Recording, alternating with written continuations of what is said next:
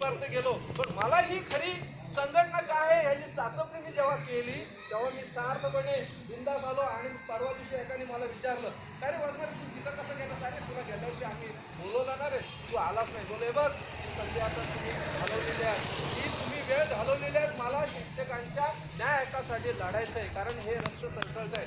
आम्ही या अशा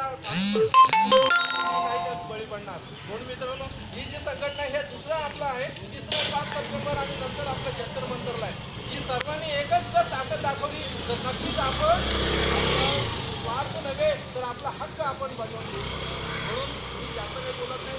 मला ही सुरुवातीला काही मंडळी ओळख नाही, पण तात्या साहेबांना मी ओळखतो, कारण ते एकदा आमच्या पतपेढीच्या म्हणजे आपल्या सर्वांच्या पतपेढीच्या टेरेसवर आले होते. त्या दिवशी मात्र आम्ही त्यांची चर्चा केली.